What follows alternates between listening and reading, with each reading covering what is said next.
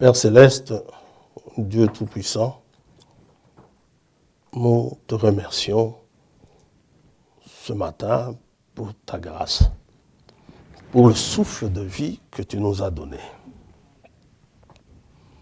pour l'occasion que nous avons eue de nous rassembler. Et nous te remercions également pour ces équipes qui sont allées dans la continuité et nous te demandons d'être avec tes enfants, tes serviteurs, d'être avec eux dans le service dans lequel ils se sont investis. Que le Saint-Esprit les conduise dans l'administration, dans le diaconat, dans les exhortations et les prédications, dans l'enseignement. Que seule ta parole soit mise en avant et que nous puissions faire les choses d'une manière qui te soit agréable. Nous te prions ce matin de nous assister, Père. Nous sommes limités. Et parfois, dans les problèmes auxquels nous devons faire face, cela nous semble tellement grand, mais une chose nous rassure toujours, notre Dieu est plus grand encore. Qu'importe le problème, nous savons que tu es au-dessus de tout cela. Je te demande, Père, de bien vouloir nous conduire maintenant, tout au long de cette année-ci, que tu sois avec chacun d'entre nous, que tu bénisses chaque service, que tu bénisses chaque enfant de Dieu qui donne de son temps pour accomplir le travail, surtout dans la prédication. Nous savons ce que cela prend comme temps, que tu les bénisses, que tu sois avec eux. Et quand tu les béniras, Seigneur, je m'abandonne à toi, que tu ne m'oublies pas, que tu te souviennes de moi également. Maintenant, pour le reste de la journée, tes enfants sont venus pour écouter la parole. Aide-nous, Seigneur, afin qu'ils ne soient pas retenus trop longtemps, mais que la parole prévue pour ce jour puisse leur être apportée. Que tu nous assistes, que tu nous combles de ta bonté. Et, ô Dieu, que nous puissions partir avec de bons sujets de méditation. Ces méditations qui apportent la bénédiction. Au nom de Jésus-Christ, notre Seigneur et Sauveur, nous t'avons ainsi prié. Amen. Amen. Seigneur vous bénisse, nous allons nous lever.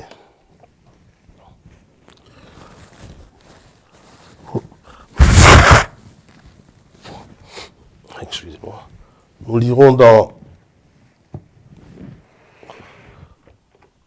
Luc chapitre 13.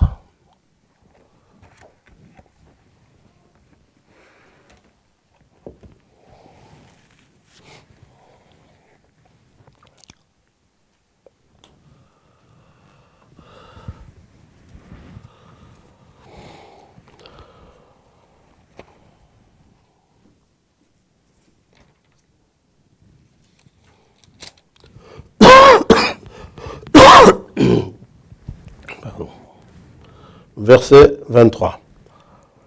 Quelqu'un lui dit, « Seigneur, n'y a-t-il que peu de gens qui soient sauvés ?»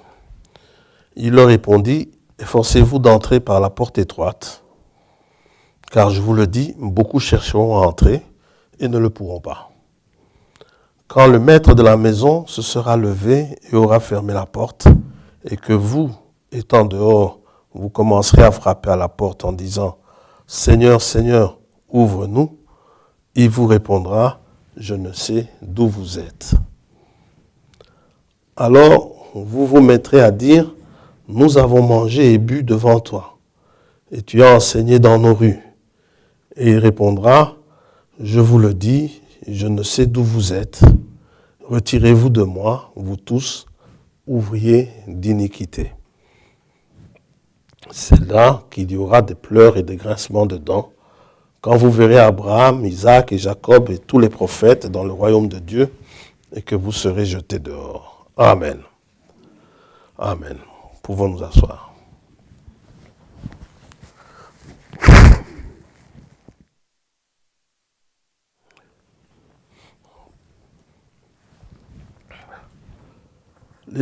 Nous avons vu dimanche passé, nous avons parlé des ouvriers d'iniquité. Pourquoi sont-ils appelés ouvriers d'iniquité? Jésus nous explique dans Matthieu 7,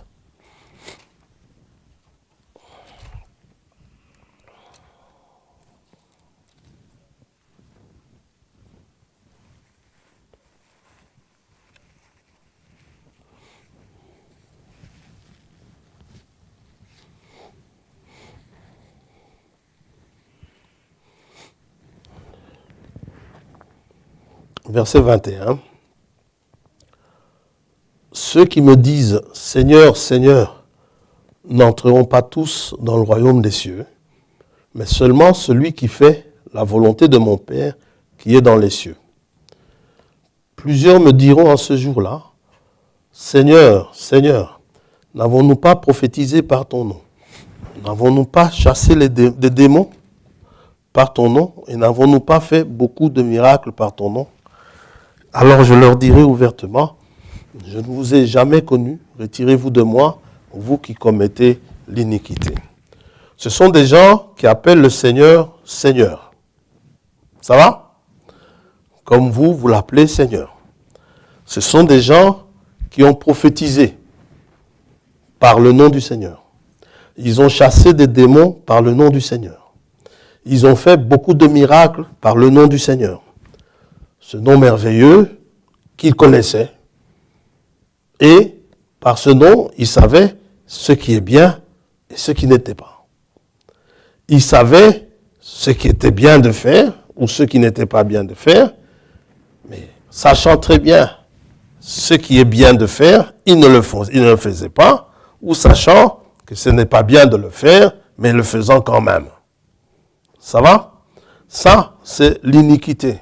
L'iniquité, comme comme le frère traduisait ici en lingala, s'il faut retraduire maintenant littéralement en français, c'est un péché commis exprès. On sait que on ne peut pas, mais on le fait quand même. Et Paul parle aux Romains, le Saint-Esprit, au travers de Paul, réprimande ces gens-là durement. Il dit ceci, et regardez de quoi ils sont coupables. Verset 28, comme ils ne se sont pas souciés de connaître Dieu. Romains 1, 28. Comme ils ne se sont pas souciés de connaître Dieu, Dieu les a livrés à leur sens réprouvé pour commettre des choses indignes, étant remplis de toute espèce d'injustice, de méchanceté, de cupidité, de malice, plein d'envie, de meurtre, de querelles, de ruse, de malignité. Rapporteurs, médisants. C'est fou parce qu'un médisant, il sait très bien que ce qu'il fait est mauvais, mais il le fait quand même. Et comme ils disent toujours, tu sais frère, sœur, je dis ça, c'est pour la gloire de Dieu. Ce n'est pas pour la gloire de Dieu. C'est de la médisance. Quoique ce que tu dis est vrai, mais tu n'as pas besoin de le dire. Et tu n'as pas besoin non plus d'ouvrir grandement les oreilles, n'est-ce pas, pour écouter des bêtises. C'est Ésaïe qui demande à Dieu, donne-moi une oreille attentive pour que j'écoute comme écoutent les disciples. Donc, ils sont rapporteurs, rapportent les choses. Frère, il a fait ça, il a fait ça. Médisant, impies, arrogants, hautains, fanfarons, ingénieux au mal, rebelles à leurs parents, dépourvus d'intelligence, de loyauté. Ne signez pas un pacte avec eux. Ils sont déloyaux. Ils ne respectent jamais leur pacte d'affection naturelle, de miséricorde, et bien qu'ils connaissent le jugement de Dieu, déclarant dignes de mort ceux qui commettent de telles choses, non seulement ils les font, vous voyez, ils savent que c'est mauvais, ils savent que ça conduit à la mort, mais ils les font, mais encore ils approuvent ceux qui les font. Vous voyez? Et ces ouvriers d'iniquité, Luc et Matthieu, disent qu'ils sont, enfin, disons, le Seigneur dans les évangiles de Luc et de Matthieu, le Seigneur dit qu'ils sont jetés dans les ténèbres du dehors. Matthieu 8, 12. On prendra juste Matthieu. Dans Luc, vous pouvez lire, on l'a lu tout à l'heure. Dans Matthieu 8.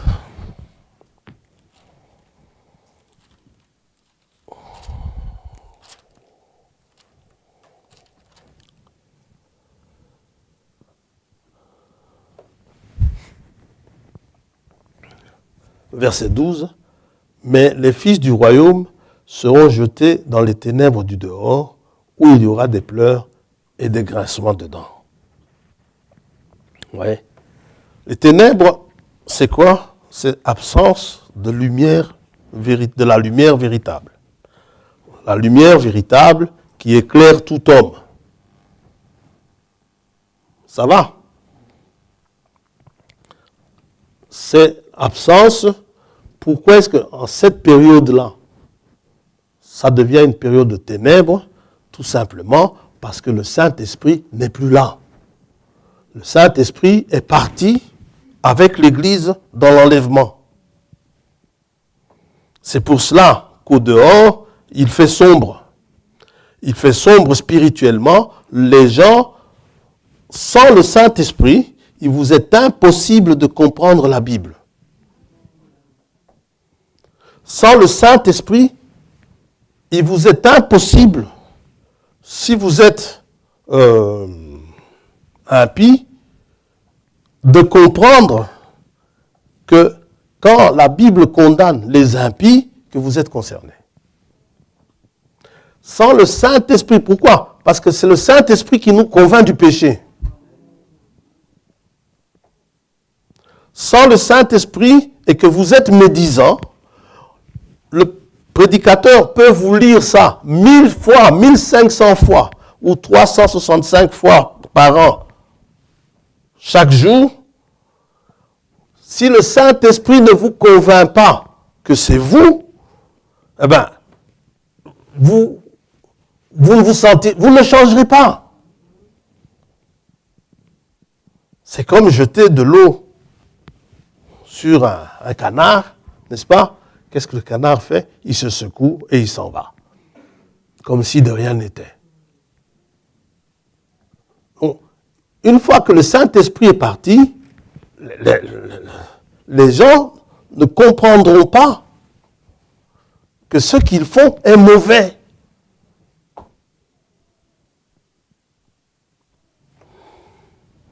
Ils ne comprendront pas du tout. Donc, c'est l'absence de la lumière véritable, n'est-ce pas, qui convainc du péché, qui éclaire. Sans le Saint-Esprit, ce livre, c'est juste la lettre. La lettre tue, l'esprit vivifie. Et les voix divines vous sont incomprises. Vous ne les comprenez pas. Ce sont les ténèbres du dehors. En dehors, pour ce qui est de Matthieu 25, dehors, c'est dehors de la salle des noces. Pour ce qui est de Matthieu 8, c'est dehors de la salle du banquet. Maintenant, s'il faut reprendre les termes du sage, le sage, que nous connaissons tous, c'est qui? c'est l'Ecclésiaste. Il dit ceci.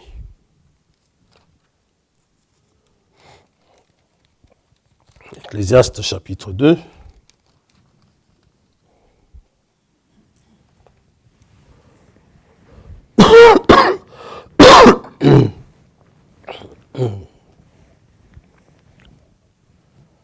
Verset 13.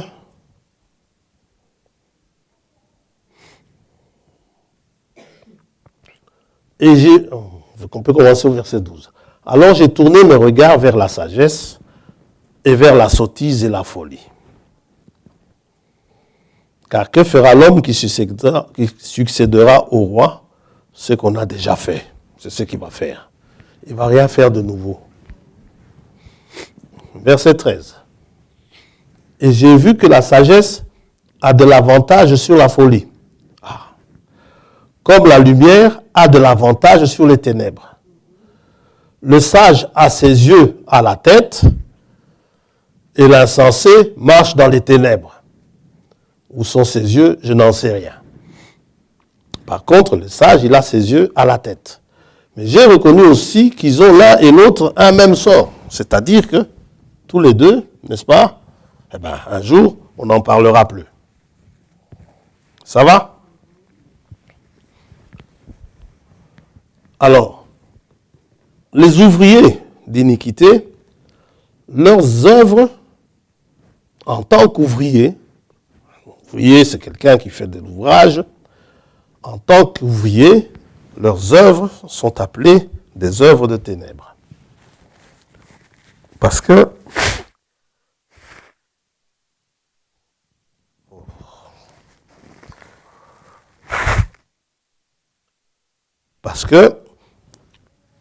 leur lieu de travail, ouvrier d'iniquité, ce sont les ténèbres. Éphésiens chapitre 5.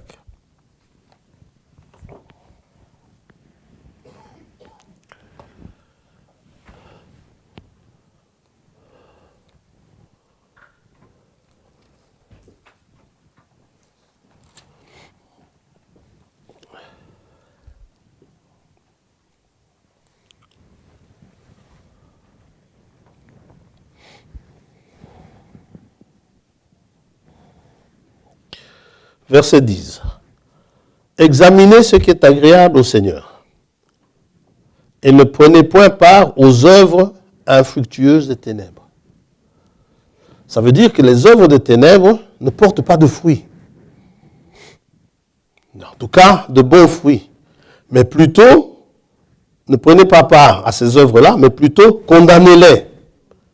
N'approuvez pas ces œuvres-là. Car il est honteux de dire ce qu'ils font en secret, mais tout ce qui est réprouvé, c'est-à-dire repoussé, tout ce qui est réprouvé apparaît en pleine lumière, car tout ce qui est ainsi manifesté est lumière. Ça va? Leurs œuvres, les ouvriers d'iniquité, sont aussi appelées de mauvaises œuvres, ou des œuvres mauvaises. Ça va? Jésus a dit, dans Jean chapitre 3, juste après avoir dit, Dieu a tellement aimé le monde, Jean chapitre 3,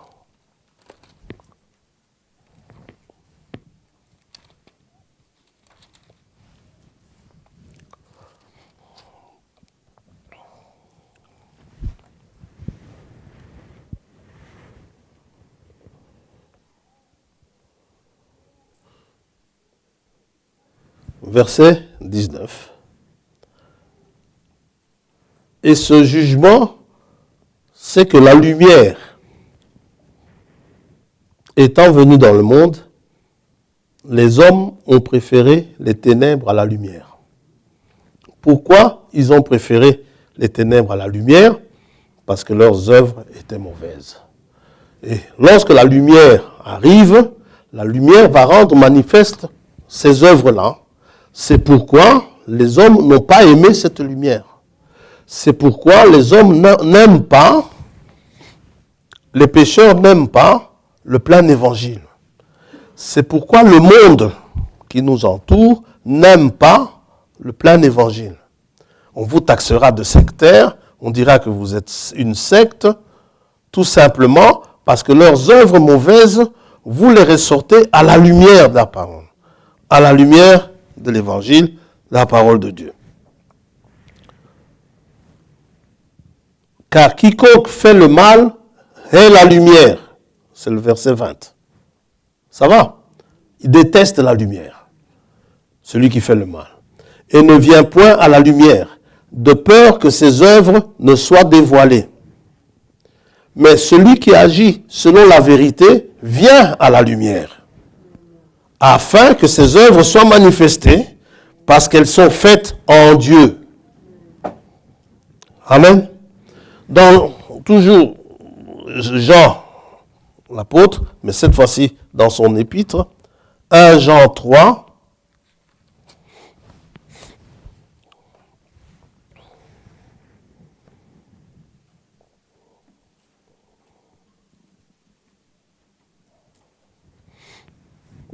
verset 9. Quiconque est né de Dieu ne pratique pas le péché, parce que la semence de Dieu demeure en lui, et il ne peut pécher, parce qu'il est né de Dieu. C'est par là que se font reconnaître les enfants de Dieu et les enfants du diable. Quiconque ne pratique pas la justice n'est pas de Dieu, ni celui qui n'aime pas son frère. Ça va? Car ce qui vous a été annoncé et ce que vous avez entendu dès le commencement, c'est que nous devons nous aimer les uns les autres et ne pas ressembler à Caïn, qui était du malin et qui tua son frère.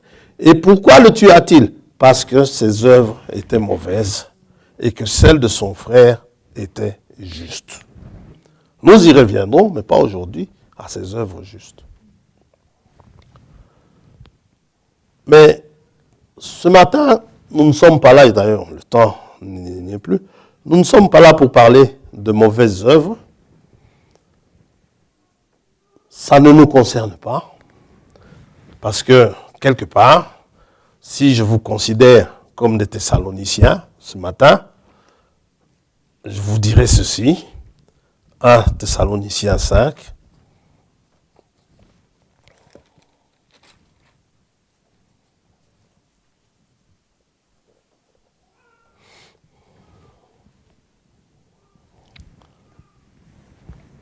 je vous considère vraiment comme des Thessaloniciens. Et je vous dis ceci, pour ce qui est des temps et des moments, vous n'avez pas besoin, frères, qu'on vous en écrive. Ça va? Car vous savez bien vous-même que le jour du Seigneur viendra comme un voleur dans la nuit. Quand les hommes diront paix et sûreté, alors une ruine soudaine les surprendra. Comme les douleurs de l'enfantement surprennent la femme enceinte, et ils n'échapperont point. Mais vous, frères, vous n'êtes pas dans les ténèbres, pour que ce jour vous surprenne comme un voleur. En tout cas, j'ai cette conviction que la véritable assemblée locale, chrétienne, de la rue de Firlan, n'est-ce pas? La véritable assemblée, les véritables chrétiens qui sont à la rue de Firlan, ils ne seront pas surpris. Ils ne seront pas surpris parce que ils sont bien enseignés, parce que ce sont de véritables enfants de Dieu qui vivent la parole de Dieu. Ceux-là qui seront surpris sont ceux qui font semblant d'être des frères et des sœurs, mais en fait, qui ne sont pas tout à fait des frères et des sœurs. Mais, donc ce sont des gens qui se sont insidieusement introduits, n'est-ce pas, parmi nous. Mais, pour moi, je sais que l'assemblée ici, l'assemblée locale, c'est une assemblée qui s'attend à la venue du Seigneur. C'est votre préoccupation première. Et c'est pour cela que, sincèrement, lorsque le frère doit prêcher, ou nous-mêmes, eh ben, on peut passer des nuits blanches pour ça, parce que nous savons qu'il y a des enfants de Dieu qui vont venir écouter.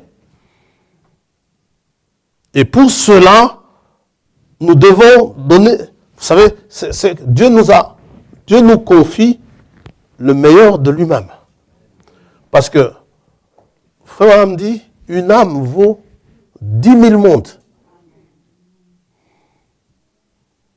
Et parce que si Dieu nous confie le meilleur de lui-même, c'est la prunelle de ses yeux. Et s'il nous confie le meilleur de lui-même, nous devons vraiment, d'abord, nous lui sommes reconnaissants de nous avoir placés là. C'est pas que Dieu a confiance en nous, Dieu a confiance en son esprit. En son Saint-Esprit qui fait que, d'ailleurs, quand il a envoyé les disciples pour prêcher, ils ont voulu partir, Jésus leur a dit, non, attendez la promesse du Père. Quand le Saint-Esprit est descendu, maintenant Dieu leur a dit, maintenant vous pouvez y aller. Et ils y sont allés et la parole s'est répandue dans le monde entier. En fait, Dieu a confiance au Saint-Esprit. Saint-Esprit qu'il a promis. Et si l'assemblée est conduite par le Saint-Esprit, nous sommes reconnaissants à Dieu, n'est-ce pas, pour cela. Nous disons donc, le jour du Seigneur viendra, car vous savez bien vous-même que le jour du Seigneur viendra comme un voleur dans la nuit, quand les hommes diront paix et sûreté, alors une ruine soudaine les surprendra, comme les douleurs de l'enfantement surprennent la femme enceinte et ils n'échapperont point. Mais vous, frères, vous n'êtes pas dans les ténèbres. Donc, vous n'êtes pas dans l'incompréhension des voies divines. Vous n'êtes pas dans l'incompréhension de la parole de Dieu. Vous n'êtes pas dans l'incompréhension des prophéties. Vous êtes éclairés là-dessus. La révélation de ta parole est claire. Comme dit le psalmiste, psaume 119, je crois, c'est le verset 105 ou 130. Donc, il dit, vous êtes des enfants de la lumière, des enfants du jour. Nous ne sommes point de la nuit ni des ténèbres. Ça va? Et toujours Jean, maintenant l'apôtre, nous avons lu ça il y a quelque temps, dans 1 Jean chapitre 1er, il dit, la nouvelle, verset 5, la nouvelle que nous avons apprise de lui et que nous vous annonçons, c'est que Dieu est lumière et qu'il n'y a point en lui de ténèbres. Si nous disons que nous sommes en communion avec lui et que nous marchions dans les ténèbres, nous mentons et nous ne pratiquons pas la vérité. Mais si nous marchons dans la lumière, comme il est lui-même dans la lumière, nous sommes mutuellement en communion et le sang de Jésus, son Fils, nous purifie de tout péché. Ce qui signifie, si vous marchez dans la lumière, lorsque Dieu vous regarde, il ne voit pas vos fautes. Pourquoi? Parce que le sang de Jésus-Christ vous purifie de tout péché. Et je dis, nous ne sommes pas là pour parler de mauvaises œuvres, nous allons parler de bonnes œuvres. Jésus a dit ceci, pendant les quelques minutes qui nous resteront. Matthieu, chapitre 5.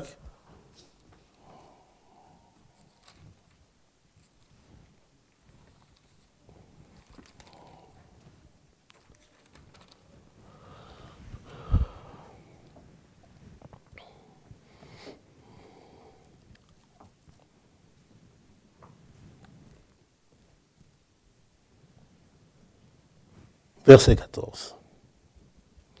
Vous êtes la lumière du monde.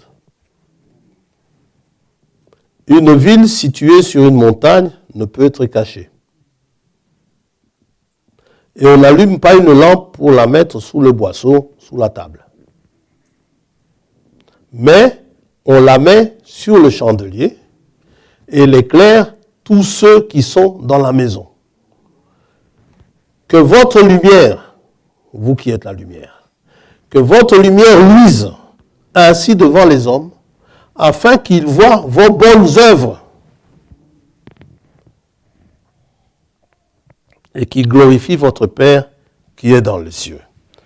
Nous comprenons par là que les croyants, en marchant dans la lumière, les œuvres qu'ils font sont de bonnes œuvres, s'ils marchent dans la lumière.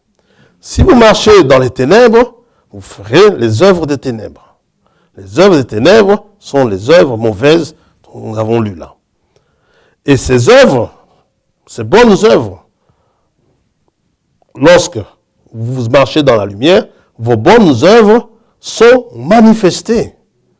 Le monde voit effectivement que vous êtes un enfant de Dieu. Vous éclairez le monde. Et Paul nous dit ceci, juste pour que nous puissions donner le titre.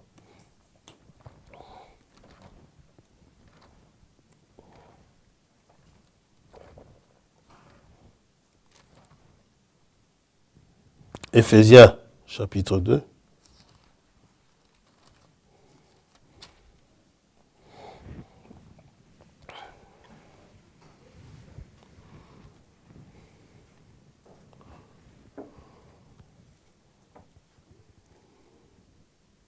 Verset 4.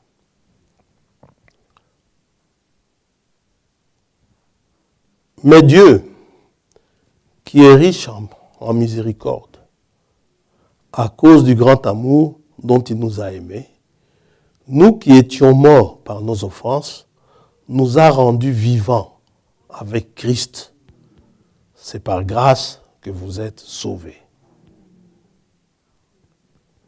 Il nous a ressuscités ensemble et nous a fait asseoir ensemble dans les lieux célestes en Jésus-Christ. Parce qu'il y a autre chose dans les autres lieux célestes. Ça va? Nous n'avons pas à lutter contre la chair et le sang, mais contre des esprits, des dominations, des autorités, ou ça, dans les lieux célestes, mais pas en Jésus-Christ. Ici, nous sommes assis dans les lieux célestes en Jésus-Christ. Et là, l'apôtre nous dit, toujours aux Éphésiens, chapitre 1er, il nous dit que là, nous recevons toute bénédiction spirituelle. Alors, il nous a fait asseoir ensemble dans les lieux célestes en Jésus-Christ, afin de montrer dans les siècles à venir, c'est-à-dire vous et moi, l'infinie richesse de sa grâce par sa bonté envers nous en Jésus-Christ. Car c'est par la grâce que vous êtes sauvés par le moyen de la foi. Et cela ne vient pas de vous, c'est le don de Dieu. Ce n'est point par les œuvres afin que personne ne se glorifie. Car nous sommes son ouvrage. Dites amen à ça. Ça veut dire que Dieu lui-même est ouvrier. Et il fait son ouvrage. Et son ouvrage, c'est nous. Car nous sommes son ouvrage, ayant été créés en Jésus-Christ. Donc, c'est nous qui avons été créés. Dieu est créateur. En tant qu'ouvrier créateur, il nous a créés en Jésus-Christ pour de bonnes œuvres. Ça va? Ça veut dire que celui qui est en Jésus-Christ, en anglais c'est facile de le dire, mais on va le dire en français, il est impossible, il ne peut pas faire autrement que faire de bonnes œuvres. Quelqu'un qui est en Jésus-Christ, c'est plus fort que lui. Il ne sait pas faire de mauvaises œuvres. Il ne peut faire que de bonnes œuvres. On se comprend? Quelqu'un qui est en Christ, il est en Christ, il ne sait pas médire. Vous savez pourquoi? Parce que les Éphésiens, toujours les Éphésiens, ils vont essayer de le faire. Mais qu'est-ce que l'apôtre leur dit? Vous attristez le Saint-Esprit. Vous vous sentez triste au-dedans de vous quand vous avez commencé à médire, parce que ce n'est plus votre nature, c'était votre nature avant. Avant que vous ne veniez à la lumière. Quand vous étiez dans les ténèbres, là, vous aviez facile à... Bzz, bzz, bzz, bzz, bzz. Ça va? Regardez Nicodème. Nicodème, il est venu critiquer ses copains. Il est venu la nuit. Hein. Nicodème, il vient dire au Seigneur, Maître, nous savons, là-bas, nous savons que tu es un docteur venu de Dieu. Pourquoi il n'est pas parti dire ça le jour? Il est parti dire ça la nuit. Mais ce n'est pas grave. Nicodème, plus tard, Dieu l'a travaillé. Et nous aussi, nous étions peut-être comme Nicodème avant. Nous savons que c'est de Dieu. Mais un jour, Dieu nous a tellement travaillé que le travail de nuit là, c'est fini. Parce que Nicodème va prendre la défense du Seigneur en plein jour à un moment donné. Il dit non, notre loi ne condamne pas quelqu'un sans l'avoir écouté. Même que le souverain sacrificateur lui dit, tiens, toi aussi maintenant tu es un de leurs. Oui. Donc, nous sommes son ouvrage, ayant été créés en Jésus-Christ pour de bonnes œuvres, que Dieu, ces œuvres-là, Dieu les a préparées d'avance. Il savait ce que vous feriez d'avance. Il vous a prédestiné à ça, afin que nous les pratiquions. Dites amen à ça. Donc Dieu nous a créés en Jésus-Christ pour de bonnes œuvres, ces œuvres qu'il a préparées d'avance, et Dieu veut que nous les pratiquions. Il veut que nous les mettions en pratique, les bonnes œuvres. Ça va? Nous pouvons intituler « Créés en Jésus-Christ pour de bonnes œuvres ». J'aurais bien voulu mettre que Dieu a préparé d'avance, mais c'est trop long sur ma feuille. C'est que, après avoir reçu le Seigneur, Jésus-Christ comme étant le Seigneur et comme étant le Sauveur, Dieu nous demande de pratiquer de bonnes œuvres. De bonnes œuvres qu'il a préparées d'avance. C'est une demande divine. Et une demande divine, c'est un ordre. C'est une ordonnance. Dieu attend de nous que nous pratiquions de bonnes œuvres. Et il nous donne l'exemple. Il nous donne l'exemple au travers de son Fils bien-aimé. C'est quoi les bonnes œuvres? C'est simple, ce sont les œuvres que Christ faisait. Jean chapitre 10.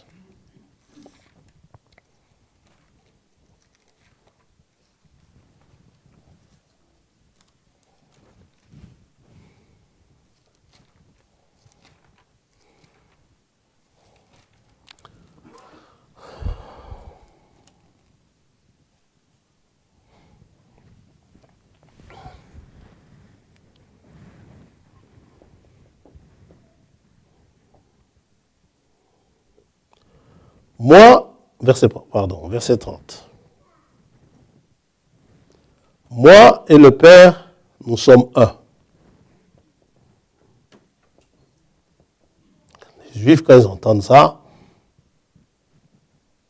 chacun ramasse une pierre pour le lapider. Ouais. Il dit, moi et le Père, nous sommes un. Il dit même ailleurs, je crois que c'est dans Jean 14, celui qui me voit a vu le Père. J'ai dit ça un jour à un témoin de Jéhovah. Il me dit, mais toi et ta femme, vous êtes un. Ils ont tous cette réponse-là. Moi, j'ai dit, oui. Moi, j'ai dit, bon, maintenant que tu m'as vu, est-ce que tu vois ma femme? Tu sais me dire qui est ma femme? Mais Jésus a dit, celui qui l'a vu, a vu son Père, a vu le Père. C'est-à-dire, quand vous avez vu Jésus-Christ, vous devez savoir que vous avez vu le Père. Parce que Jésus-Christ est la manifestation visible du Père. Voilà. Alors les Juifs prirent de nouveau des pierres pour le lapider. Jésus leur dit, je vous ai fait voir plusieurs bonnes œuvres venant de mon Père. Pour laquelle me lapidez-vous? Les Juifs lui répondirent, ce n'est point pour une bonne œuvre que nous te lapidons, mais pour un blasphème, et parce que toi, qui es un homme, tu te fais Dieu. Oui.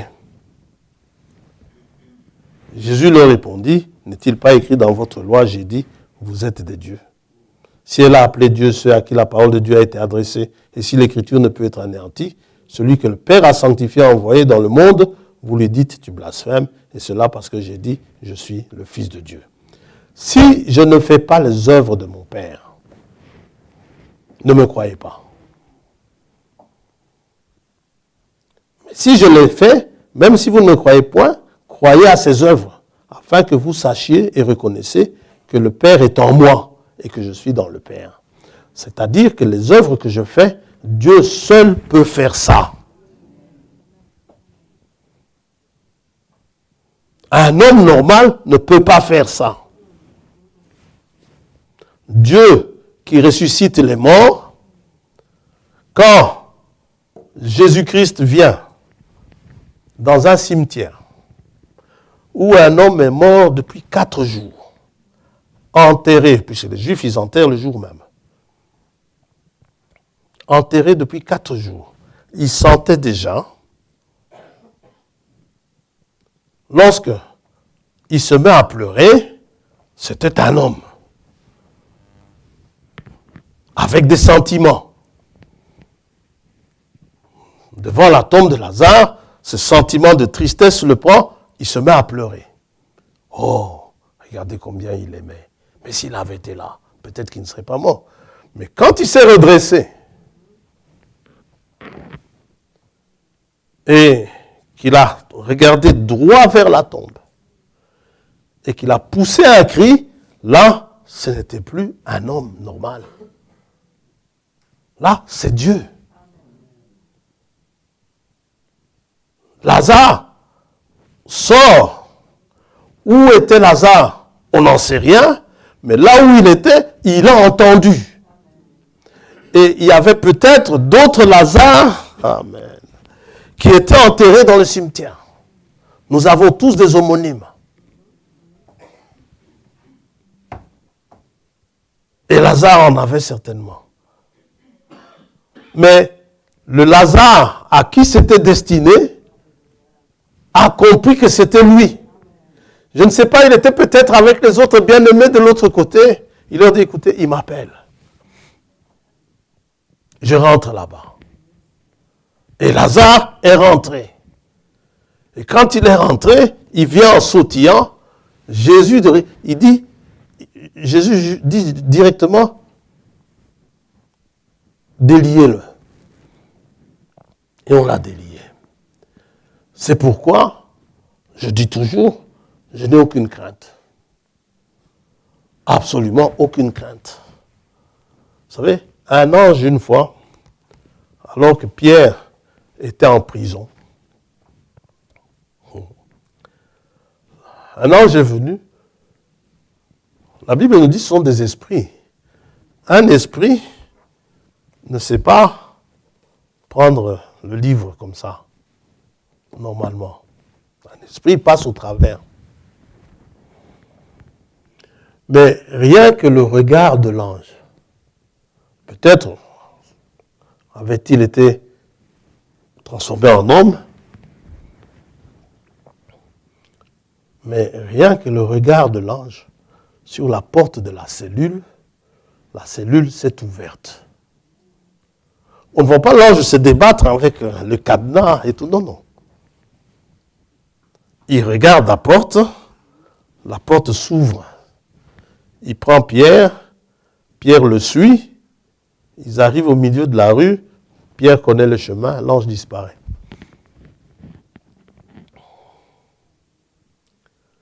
Ce qui fait que si je dois m'étendre le jour de ma résurrection, ce ne sera pas difficile de desserrer le cercueil. Satan essaye de nous impressionner, n'est-ce pas? Lorsqu'on procède à la mise en bière, on visse de telle manière que l'ouverture est quasi impossible. Parfois, on scelle même. Le tombeau de Jésus-Christ a été scellé.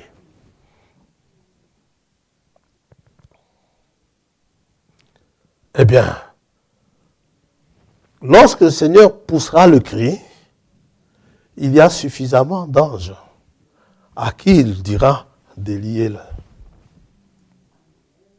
Sortez-le de là.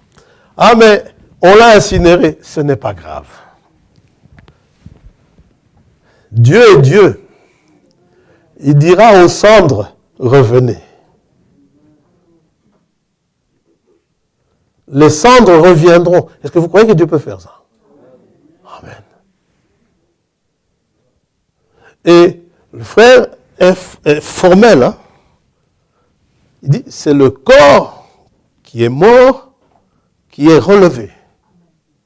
Maintenant, qu'il ait pourri ce corps, ou qu'il n'ait pas pourri, une résurrection, c'est ce corps-là qui est relevé.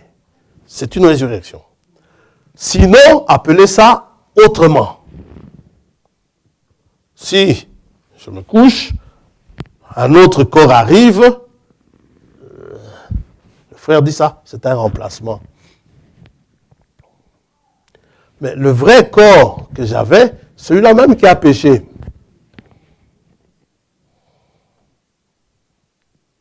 C'est celui-là même qui sera relevé. Mais comme j'ai déjà été jugé, n'est-ce pas? Celui qui croit en lui est passé de la mort à la vie, n'est-ce pas? Il ne passera pas au jugement. Comme ça a déjà été jugé, le jugement est passé. Je suis en Christ, le sang de Jésus-Christ m'a complètement purifié. C'est pourquoi ceux qui ressusciteront cette résurrection-là, ce sera ceux qui seront ressuscités en Christ. Ceux qui sont morts en Christ, pardon. Et étant morts en Christ, ce sont ceux qui, au moment où ils sont entrés en Christ, ils sont devenus de nouvelles créatures. Ce n'étaient plus les anciens pécheurs là. C'était des fils et des filles rachetés avec un corps nouveau, n'est-ce pas? Ce sont ceux-là qui seront ressuscités. Et si nous sommes vivants, à ce moment-là, il y a ma soeur ici qui m'a une fois dit, elle sera vivante au moment de l'enlèvement. Amen, gloire à Dieu, Dieu te bénisse. Donc l'enlèvement aura bientôt lieu. Elle sera vivante au moment de l'enlèvement. Avec ceux qui nous ont précédés, la sœur partira. Je partirai aussi, il n'y a pas que la sœur. Nous partirons. Qu'on nous ait précédés ou pas, il n'y a pas de problème. Nous qui sommes vivants, a dit Paul, nous ne devançons pas ceux qui sont déjà partis. Eux, ils viendront d'abord. Yes. Et après, nous nous envolerons. Vous y croyez? Maintenant, si je suis vivant au moment où il vient, ce n'est pas ce corps-ci, comme ça, qui va monter. Ils seront changés. L'apôtre dit, dans 1 Corinthiens 15, il dit, nous ne serons pas morts, nous ne serons pas tous morts, mais nous serons tous changés. Et les morts et les vivants. Ce seront des êtres nouveaux. que Dieu recevra auprès de lui. Et Dieu veut, Jésus-Christ veut que les œuvres qu'il fait, il veut que vous et moi, nous les fassions aussi. Jean 14.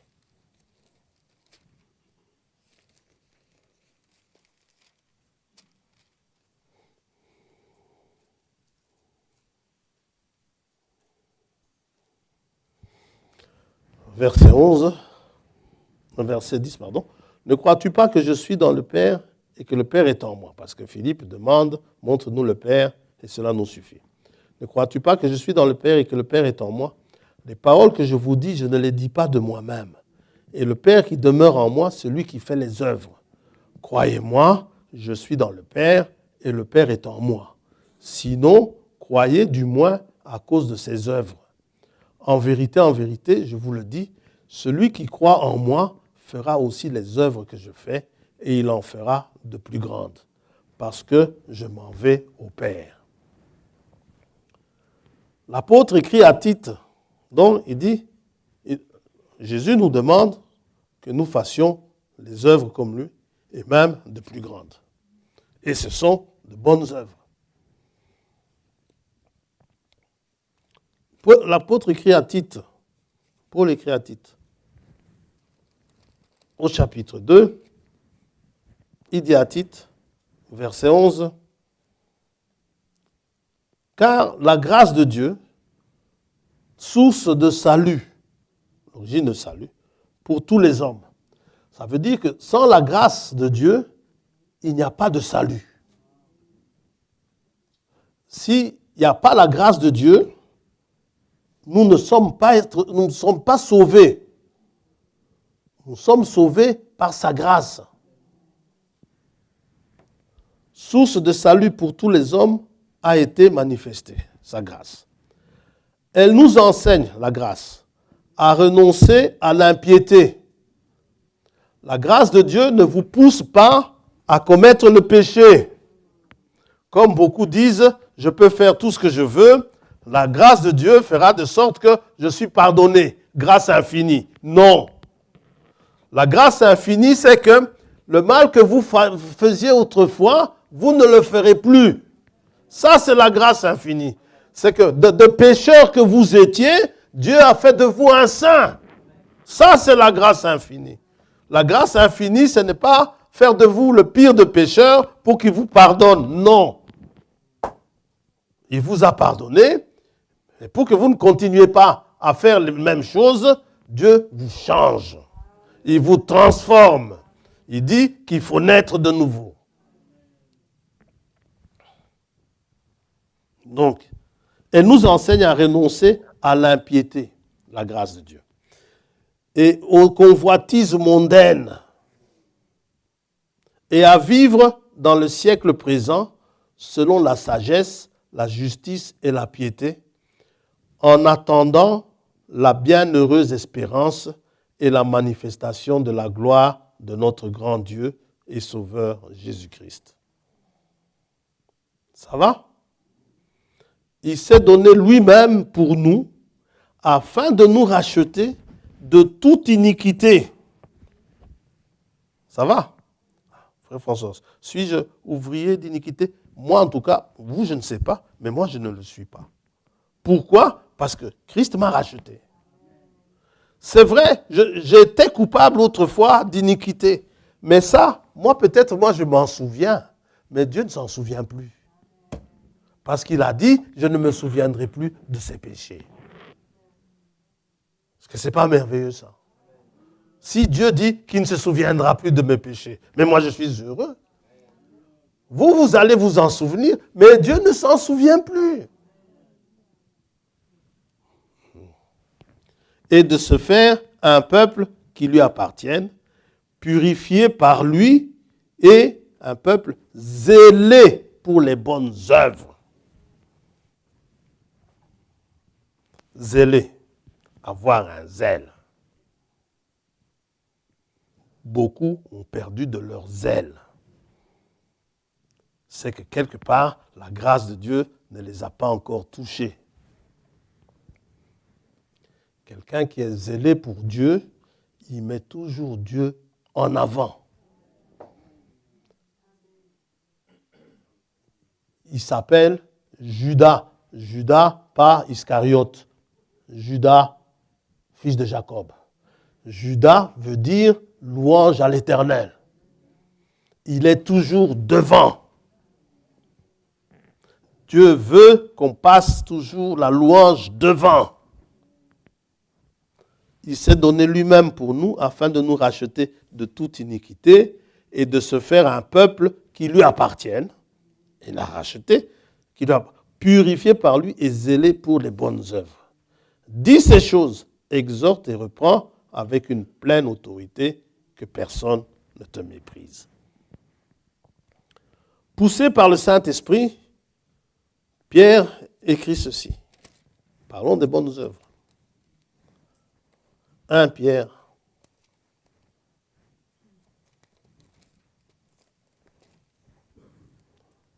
Chapitre 2.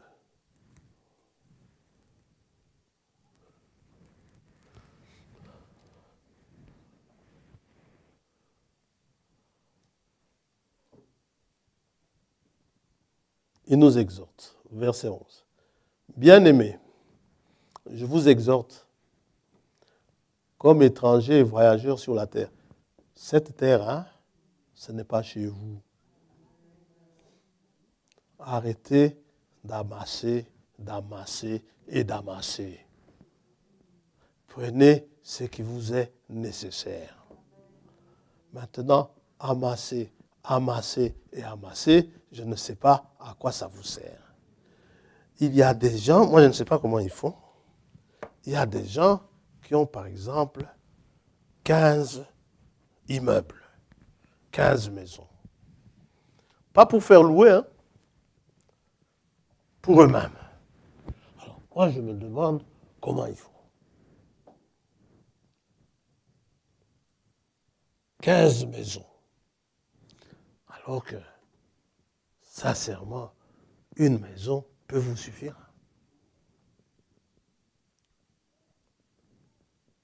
Aujourd'hui, vous habitez chez vous à Forêt. Demain, vous êtes toujours chez vous à Uccle. Après-demain, vous êtes toujours chez vous, je n'en sais rien moi, à Scarbeck. Après-demain, vous êtes toujours chez vous.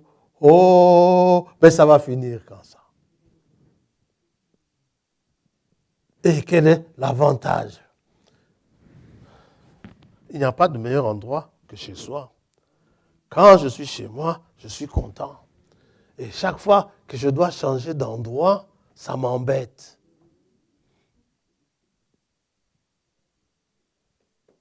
Je suis habitué à cet endroit-là. Maintenant, si vous pouvez améliorer l'endroit, c'est bien. Mais en avoir 50, 30, 40, ça ne sert à rien. Mais bon, si ça vous fait plaisir, tant mieux. Mais ce n'est pas important. Vous êtes étranger et voyageur sur la terre. Un jour, comme disait l'autre en chantant, il dit le jour où je vais mourir, je vais penser à mes parcelles et à mes camions. Mais ça ne t'avance pas. Et donc, je vous exhorte comme étrangers voyageurs sur la terre à vous abstenir des convoitises charnelles qui font la guerre à l'âme. Ah, je veux celle-là. Ah, je veux celle-là. Non. Je veux cette voiture-là. Je veux cette voiture-là. Non. Contentez-vous. Choisissez-en une qui vous plaise. Pour vous. Maintenant, si vous êtes 4 dans la famille, ok, pas de problème. Vous pouvez en avoir 4. Mais pour vous-même, pour en avoir 50, ça ne sert à rien. Bon. Qui font la guerre à l'âme. Ayez au milieu des païens une bonne conduite, afin que là même où ils vous calomnient comme si vous étiez des malfaiteurs, celui-là c'est certainement un voleur. Non, non, il n'est pas voleur. Il remarque vos bonnes œuvres et glorifie Dieu au jour où il les visitera. Ça va? Il faut que les païens remarquent vos bonnes œuvres et qu'ils glorifient Dieu au jour où il les visitera. 1 Timothée 6. Nous n'avons plus que 5 minutes.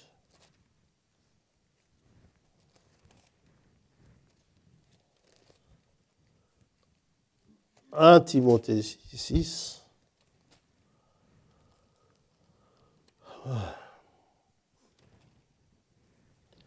17. Recommande aux riches du présent siècle de ne pas être orgueilleux et de ne pas mettre leur espérance dans des richesses incertaines, mais de la mettre en Dieu, leur espérance. En Dieu qui nous donne avec abondance toutes choses pour que nous en jouissions.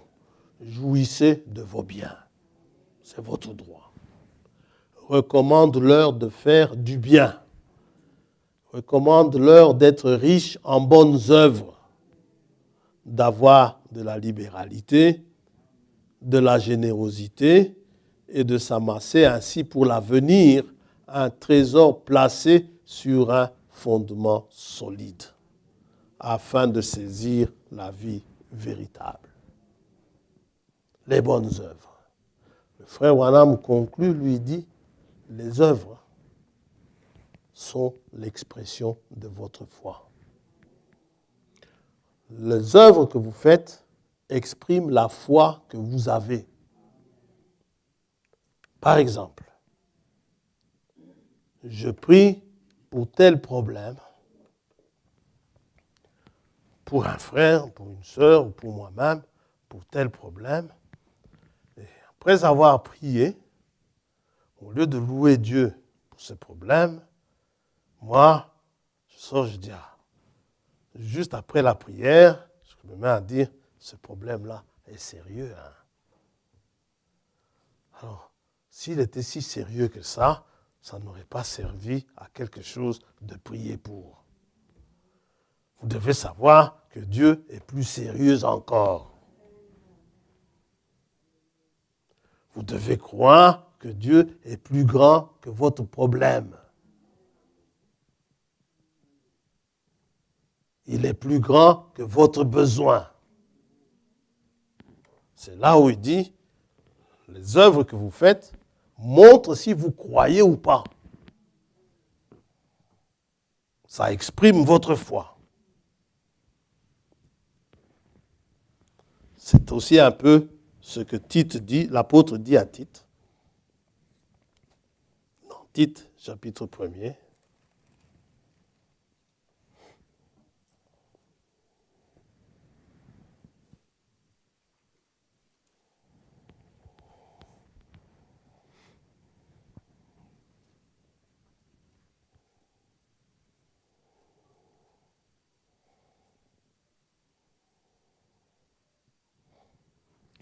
Verset 15.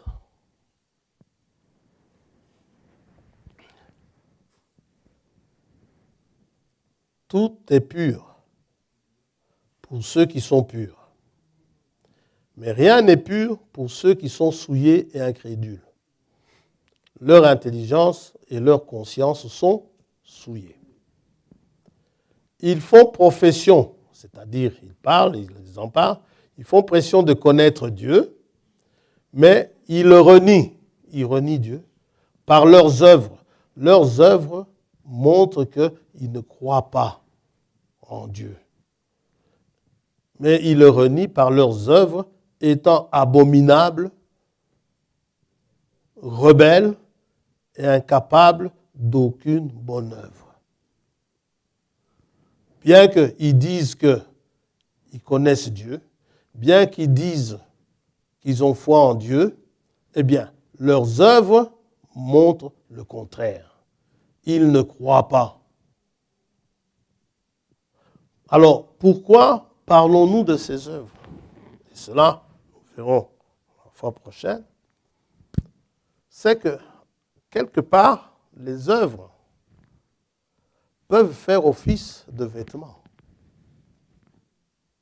Nous qui nous préparons à l'enlèvement, nous verrons cela au travers des Écritures, nous qui nous préparons à l'enlèvement, n'oublions pas, c'est que on doit être enlevé, on doit avoir les habits de noces. Et ces habits-là, le Saint-Esprit sait faire la différence. Vous savez, dans la salle du banquet, il y en a un qui est entré. Il n'avait pas les habits qu'il fallait. Les préposés à la porte, je dis ça comme ça, l'ont laissé entrer. Mais le maître de cérémonie, quand il est venu, il savait très bien de quoi était fait l'habit de noces. Il dit, hé, mon ami, pourquoi tu n'as pas un habit de noces? Il a eu la bouche fermée, il ne savait plus quoi dire. Et on a dû le jeter dans les ténèbres du dehors. Ça va? C'est pour cela que nous en parlons. Ces œuvres ont leur importance. Quand il nous est dit que Abraham, c'est dans Romains chapitre 4, Abraham, lui, ce n'est pas par les œuvres, et puis vous regardez chez Jacques, vous pensez lire le contraire, ce n'est pas du tout le contraire. C'est-à-dire que Jacques dit ceci, les œuvres que vous avez, il dit que la foi sans les œuvres, c'est une foi morte. Ça veut dire quand vous dites que vous avez la foi et que vous agissez comme un païen, votre foi est morte. Vous avez la foi, vous devez agir comme quelqu'un ayant la foi. C'est ce que nous dit Jacques. Et Abraham ne dit pas le contraire. Abraham, on lui dit que tu n'auras pas d'enfant, son corps étant usé. Non, lui, il vivait, il fabriquait le berceau, il achetait les langes, il achetait les habits du bébé, il préparait la venue du bébé parce que Dieu lui avait dit, ça c'était les œuvres, Abraham montrait qu'il avait cru, qu'il avait confiance en Dieu. Et Jacques, lui, nous parle des personnes qui disent avoir la foi et la manière dont ils agissent manifeste si oui ou non ils ont la foi. C'est ça. Et le frère nous dit tout simplement, les œuvres sont l'expression de la foi. Amen. Que le Seigneur vous bénisse. Je ne sais pas, Maranatha, tu as quelque chose à nous chanter? Oui, tu peux. Chante-nous quelque chose et nous allons prier pour nous séparer.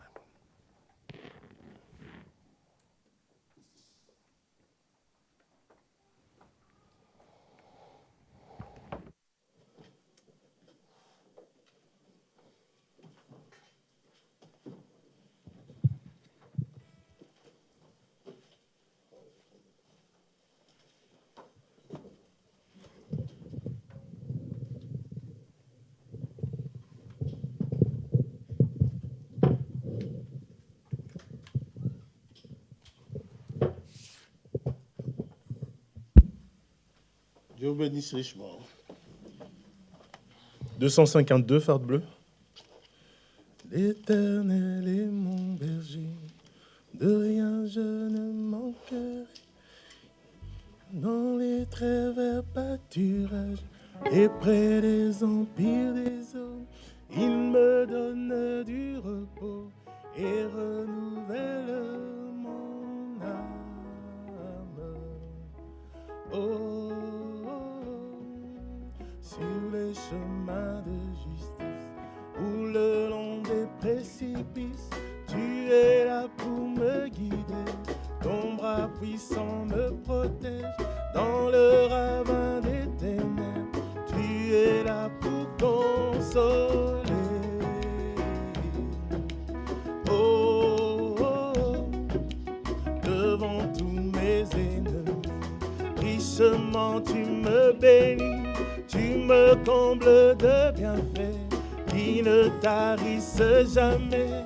À la table tu m'invites, sous tes ailes tu m'abrites. Oh, oh, oh, oh. L'Éternel est mon berger, de rien je ne manquerai. Et près des l'empire des eaux, il me donne du repos et renouvelle mon âme. Sur le chemin de justice, tout le long des précipices, tu es là pour me guider. Ton bras puissant me protège dans le ravin des ténèbres. Tu es là pour consoler. Oh, oh, oh. Devant tous mes ennemis, richement tu me bénis, tu me combles de bienfaits qui ne tarissent jamais. À la table tu m'invites, sous tes ailes tu m'abrites. Oh, oh, oh. Oui, le bonheur est là tous les jours devant ta face, dans ta maison de bonté. Et en la longueur des jours, je chanterai ton amour jusque dans l'éternité. Oh, l'Éternel est mon berger, de rien je ne manquerai. Dans les très verts pâturages et près de l'empire des eaux, il me donne du repos et renouvelle mon âme. Oh, oh, oh. Sur le chemin de justice, tout le long des précipices, tu es là pour me guider. Ton bras puissant me protège dans le ravin des ténèbres. Tu es là pour consoler. Oh, oh, oh. Devant tous mes ennemis, richement tu me bénis, tu me combles de bienfaits qui ne tarissent jamais. À la table tu m'invites, sous tes ailes tu m'abrites. Oh, oh, oh. Oui, le bonheur et la grâce, tous les jours devant ta face, dans ta maison de bonté. Et en la longueur des jours, je chanterai ton amour jusque dans l'éternité. Oh, oui, le bonheur et la grâce, tous les jours devant ta face, dans ta maison de bonté. Et en la longueur des jours, je chanterai ton amour jusque dans l'éternité. Oh, oh, oh. Amen. La sœur Béa annonce que samedi 28, donc samedi prochain, à 14h, il y aura répétition pour les enfants. Amen. Dieu Tout-Puissant, que ton nom soit béni, Père Céleste, que ton nom soit loué. Nous te sommes reconnaissants, Seigneur, de ce que tu nous as accordé encore ce moment pour nous nourrir, Seigneur, mon Dieu, pour nous instruire, pour fortifier notre foi. Seigneur, mon Dieu, que ton nom soit béni pour cela, que ton nom soit loué, de nous avoir réservé cela, Père éternel. Seigneur, mon Dieu, mon roi, tu connais l'état dans lequel chacun d'entre nous est venu. Tu connais les besoins, Seigneur, mon Dieu, mieux que quiconque, Père éternel. Seigneur, puisses-tu accorder à chacun, Père éternel, comme nous avons demandé au début du culte, Père céleste, que personne ne puisse retourner, Seigneur, avec ses fardeaux, mais Seigneur, mon Dieu, qu'il puisse être déposé à tes pieds, Père éternel. Toi qui sais quoi en faire, Père éternel. Puisses-tu nous accorder la liberté, Seigneur, la légèreté, Seigneur, de rentrer chez nous, le cœur apaisé, Seigneur, de toutes les douleurs, Père Céleste, le cœur rassuré, Seigneur, de toutes les craintes, Père éternel. Oh Seigneur, mon Dieu, et la force que nous soyons pleins de force, Père éternel, pleins de vigueur, pour faire face à l'ennemi, Seigneur, qui ne manquera pas de nous combattre encore cette semaine, mais nous comptons sur toi, Père éternel. Puisses-tu te souvenir de chacun d'entre nous, de ceux qui sont ici dans cette maison, ceux qui sont ailleurs dans le monde et qui te prient ce matin. Seigneur, ceux qui sont alités, qui seraient malades, ceux qui sont fatigués, ceux qui travaillent, Père éternel, ceux qui étudient, sois avec chacun d'entre nous, Seigneur. Puisses-tu nous protéger sur le chemin du retour et nous te glorifierons encore quand nous aurons la grâce de nous revoir et de nous réunir devant toi, Seigneur. Nous te confions toutes choses, Père Céleste. Puisses-tu nous garder et protéger dans tous nos projets, dans tous nos travaux. Sois celui qui nous inspire dans tout ce que nous faisons, Père Céleste. Au nom de Jésus, notre Sauveur. Amen. Amen. Amen. Seigneur vous bénisse.